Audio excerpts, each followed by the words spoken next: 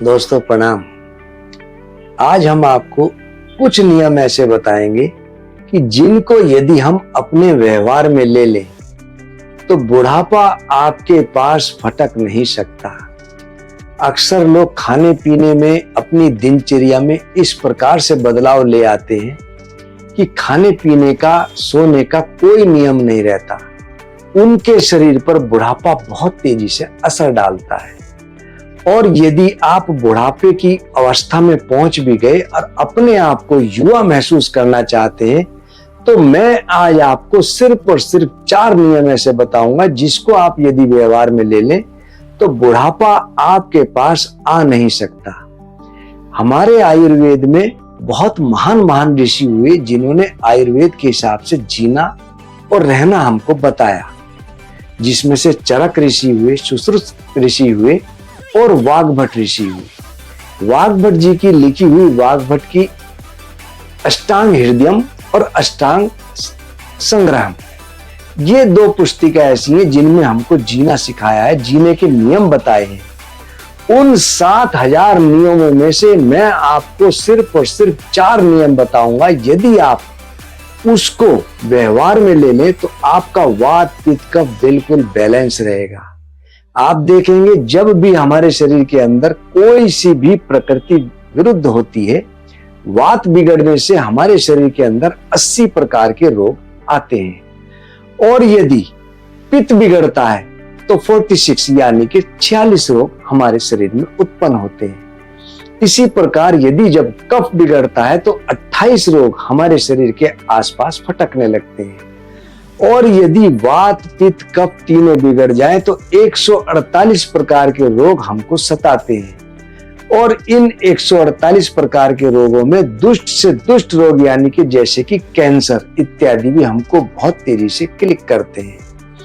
बहुत से घातक रोग हमारे शरीर को एकदम से अटैक करते हैं। यदि हमको बीमारियों से बचना है तो हमको अपने शरीर के अंदर वात पित्त कफ तीनों का बैलेंस चाहिए और इन बैलेंस के लिए सबसे पहला नियम है कि हमको भोजन से 1 घंटे बाद तक पानी का सेवन नहीं करना। आप देखेंगे अक्सर लोग भोजन के बाद एकदम से पानी पी लेते हैं जो कि हमारे शरीर के अंदर विष का काम करता है और इसीलिए कहा भी है भोजनांते विषमबारी, यानी कि भोजन के अंत में यदि हम पानी का सेवन करें तो वह विष का कार्य करता है। जब भी हम कुछ खाते पीते हैं वह भोजन हमारे आमाशय यानी कि जठर में जाता है और जठर में जो अग्नि होती है जिसको कहते हैं जठराग्नि, वह हमारे भोजन को पचाती है और जैसे ही हम पानी का सेवन करेंगे तो वह अग्नि मंद पड़ने लगती है। आप देखेंगे जैसे आपका दूध या चाय उबल रही हो और हम उसमें पानी डाल दें तो वो एकदम से नीचे बैठ जाएगी। इसी प्रकार हम यदि पानी का सेवन भोजन के एकदम बाद कर लें तो वह पानी हमको बहुत नुकसान करता है और हमारा भोजन का पाचन पूरी तरीके से नहीं हो पाता, जिसके कारण गैस, कब्ज, एसिडिटी इत्यादि हमको बहुत तेजी से सताती है। हमारा पेट भारी होने लगता है, हमारा पाचन तंत्र बहुत कमजोर पड़ जाता है। इसलिए भोजन से कम 1 घंटा पहले और भोजन के 1 घंटे बाद हमको बिल्कुल भी पानी का सेवन नहीं करना चाहिए। यदि बहुत ज्यादा प्यास लगे तो गुनगुने पानी में थोड़ा नींबू निचोड़ करके हम ले सकते हैं। और भोजन के बाद मट्ठा, अगर हमको बहुत प्यास लग रही है तो मट्ठा अमृत तुल्य कार्य करता है। फलों का रस, नींबू की शिकंजी या दही, इसका प्रयोग हमारे लिए बहुत अच्छा है। और ब्रेकफास्ट के बाद फलों का रस हमको बहुत लाभ देता है। और रात्रि में भोजन के कम से कम 1 घंटे बाद यदि हम दूध का सेवन करें तो वह हमारे शरीर के अंदर लगता है और इस प्रकार के प्रयोग से हमारा वात पित्त कफ तीनों बैलेंस रहने लगते हैं।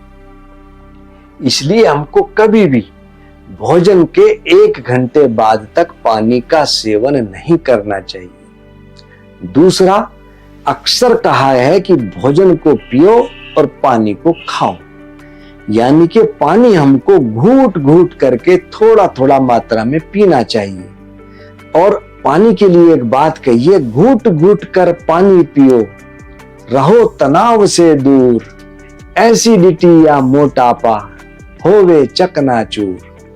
हम यदि घूट घूट कर पानी पिए और गुनगुना पानी का सेवन करते रहें तो हमारे शरीर के अंदर कभी भी गैस, एसिडिटी कभी नहीं सताती और हमारे शरीर के आसपास भी मोटापा नहीं फटकता। हमको मोटापे की बीमारी कभी नहीं सताती। आपने देखा होगा पक्षी और जानवर कभी भी एक साथ पानी नहीं पीते, थोड़ा थोड़ा पानी पीते हैं। और खूंटे पे बंधी हुई गाय, आप देखें गाय भैंस कभी बेडौल नहीं होती क्योंकि वह एक साथ पानी नहीं पीती, वह जीभ से थोड़ा थोड़ा पानी का सेवन करती है और कभी भी ओवरवेट नहीं होते। इसलिए हमको थोड़ा थोड़ा पानी थोड़ी थोड़ी देर में जरूर सेवन करना चाहिए। एक साथ कभी भी पानी का सेवन नहीं करना चाहिए, घूट घूट करके ही हमको पानी का सेवन करना चाहिए। तीसरा, हमको ठंडे पानी का सेवन बिल्कुल नहीं करना चाहिए। बहुत से लोग फ्रिज का या कूलर का पानी ठंडा ठंडा सेवन करते हैं, उससे भी हमारी पाचन शक्ति बहुत बुरी तरह से प्रभावित होती है। यदि हमको ठंडा पानी पीना ही है तो घड़े का या मटके का या सुराही का, इस पानी को ही सेवन करना चाहिए। जो लोग फ्रिज का या कूलर का पानी पीते हैं उनके लिए कहा भी है, ठंडा पानी पियो मत, करता क्रूर प्रहार, करे हाजमे का सदा, यह तो बंटा धार। इसलिए हमको कभी भी ठंडा पानी नहीं पीना चाहिए। ठंडा पानी पीने से हमारा हृदय ठंडा हो जाता है, हृदय ठंडा होने से मस्तिष्क ठंडा हो जाता है और उसके बाद आदमी भी ठंडा हो जाता है। हमारी बॉडी का टेम्परेचर 37 प्लस माइनस 0.2 डिग्री होता है। उसके अकॉर्डिंगली यानी कि यदि हम गुनगुना पानी सेवन करें तो हमारा हाजमा दुरुस्त रहता है, हमारे शरीर के वह अनुकूल रहता है। कभी कभी बहुत ठंडा पानी पीने से, एक हम गर्मी में आए ठंडा पानी पी लिया तो अटैक इत्यादि की भी बहुत ज्यादा आशंका रहती है। खास तौर से ये प्रयोग गर्मियों में जो मैं बता रहा हूँ, गर्मियों में बिल्कुल आते ही कभी ठंडा पानी नहीं पीना चाहिए। और चौथा, प्रातः काल हमको 3 गिलास पानी गुनगुना जरूर सेवन करना चाहिए। यदि हम 3 गिलास गुनगुना पानी सेवन करेंगे तो उससे कितना लाभ मिलेगा? सबसे पहले हमारा पेट साफ रहेगा, दूसरा किडनी का फिल्ट्रेशन प्रॉपर रूप से होगा, हमारी बॉडी के टॉक्सिन्स उससे विदा लेने लगते हैं, तीसरा मुंह की लार एल्कलाइन होती है। हमारे पेट के अंदर जो पित्त होता है वो एसिडिक नेचर का होता है और जब हम घूट घूट करके पीते हैं तो acid plus alkaline equal to neutralize. तो हमारे पेट के अंदर जब वह जाता है तो हमारे शरीर के अंदर वह बहुत अच्छा लगता है और पेट में जा करके उसकी पीएच वैल्यू मेंटेन रहती है, जिसके कारण हमको वह नुकसान नहीं करता। इसलिए दोस्तों, यदि आप अपनी जिंदगी में इन 4 नियम को अपना लें, आप कभी बीमार नहीं पड़ेंगे, आपका वात पित्त कफ हमेशा बैलेंस रहेगा और आपको किसी प्रकार की कोई बीमारी नहीं सताएगी। दोस्तों, नित नई जानकारियां हम आपको देते ही रहते हैं और यदि आप और नई जानकारियां चाहते हैं तो हमारा YouTube चैनल आदर्श आयुर्वेदिक के नाम से उसको जरूर सब्सक्राइब करें, उसका बेल आइकन प्रेस करें। दूसरे social media Instagram, Facebook page, Twitter और लिंक्डइन आदर्श आयुर्वेदिक फार्मेसी के नाम से उनको भी आप जरूर फॉलो करें। धन्यवाद।